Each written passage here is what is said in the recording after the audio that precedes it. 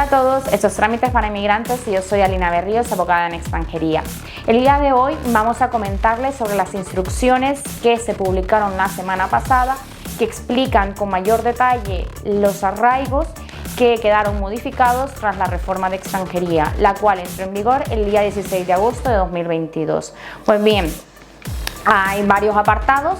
El primero de ellos habla sobre los tipos de estudios que se permiten para solicitar el arraigo para la formación.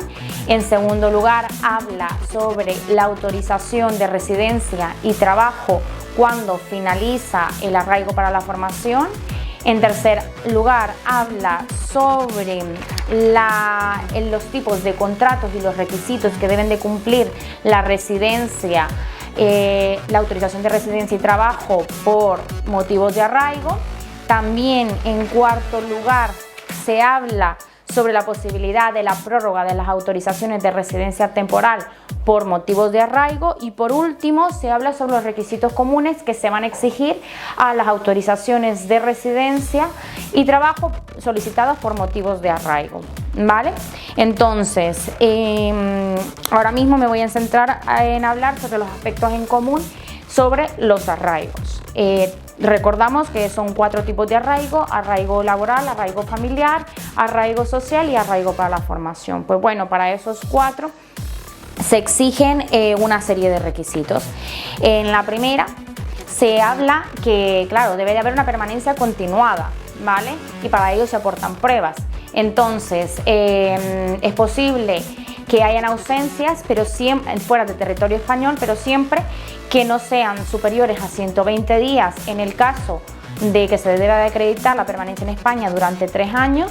Luego, no deben de haber ausencias superiores a 90 días en el caso que se deba de acreditar la permanencia en España de 2 años, que es para el arraigo laboral y para el arraigo para la formación, ¿vale? En segundo lugar, pues como sabéis, se debe de aportar el certificado de antecedentes penales del país de origen y el de aquellos países que se haya residido en los últimos 5 años. Si es el caso, aquí están diciendo que, bueno, queda establecido en las instrucciones que si el solicitante hubiera residido en los últimos 5 años, que si el solicitante no hubiese residido en los últimos 5 años en su país de origen, y ya no es necesario aportar los antecedentes penales del país de origen, solamente de aquel país donde se haya residido en los últimos 5 años. Bueno, ahora voy a hablar sobre los aspectos en comunes que se exigen para poder solicitar los permisos de residencia por motivos de arraigo, ¿vale? Recuerdo que son 4 tipos de arraigo: arraigo laboral, arraigo social, arraigo familiar y arraigo para la formación, ¿vale? Pues bueno, en primer lugar se exigen que se acredite la permanencia en España, ¿vale? Pero se permite que haya ausencias fuera del territorio español. No obstante, no deben de ser superiores a 120 días en el caso de acreditarse 3 años de permanencia en España, que es el arraigo social, o bien que no hayan ausencias superiores mayores a 90 días si se debe acreditar 2 años de permanencia en España, que es para el arraigo laboral y el arraigo para la formación, ¿vale? Eso se debe de tener en cuenta. En segundo lugar, como sabéis, que se debe de presentar un certificado de antecedentes penales del país de origen y también de aquellos países donde se haya residido en los últimos 5 años. Bueno, eso era antes. Ahora ha quedado establecido que si el solicitante no hubiera residido en el país de origen en los últimos 5 años, no es necesario presentar el certificado de antecedentes penales del país de origen, solamente de aquel país donde se haya residido en los últimos 5 años. Eso ahorra tiempo y dinero para aquellos extranjeros que quieran solicitar los arraigos. En tercer lugar, en el caso de que haya habido una denegación o una inadmisión a trámite de la solicitud de algún tipo de arraigo y quiera volverse a solicitar de nuevo, ya no será necesario aportar el certificado de antecedentes penales del país de origen o de aquel país donde se haya residido en los últimos 5 años si el extranjero interesado acredita que ha permanecido en España durante el tiempo desde que se denegó hasta que se vuelva a presentar la nueva solicitud. ¿vale? Y bueno, también decirles que ha quedado establecido los tipos de contrato y los requisitos que se exigen para solicitar lo que son los permisos de residencia y trabajo por motivos de arraigo. En primer lugar, aceptan cualquier tipo de modalidad contractual, es decir, aceptan contratos temporales, contratos de carácter indefinido, luego también fijos discontinuos. Tampoco establecen una duración mínima, así que eso demuestra la flexibilidad de la reforma, de las medidas que han adoptado. En segundo lugar, ya no será necesario acreditar la solvencia económica del empleador, ¿vale? Entonces, pero esto no quita que posteriormente extranjería, cuando está estudiando la solicitud, pueda requerirlo. Entonces, es verdad que ya no será necesario, pero que sepáis que en algún momento pueden exigirlo y que vuestro expediente debe ser lo más viable posible.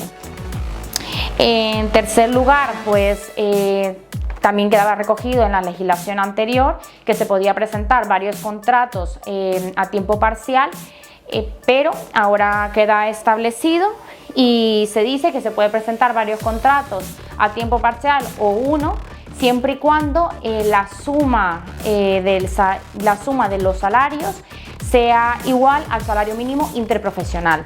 ¿Ok? En el caso de aquellos extranjeros que tengan a cargo menores en casa, pues entonces podrán acreditar, el salario debe de ser proporcional a las horas trabajadas, ¿vale? Luego, también queda establecido que en el caso de solicitar un arraigo social en donde no se aporte un contrato de trabajo, se debe de acreditar que los medios económicos proceden de un extranjero residente legal en España con el que conviva. Esos medios económicos deben de ser equivalentes al 100% del ingreso mínimo vital, y esto depende de la unidad, teniendo en cuenta los miembros que componen la unidad familiar del solicitante, ¿vale?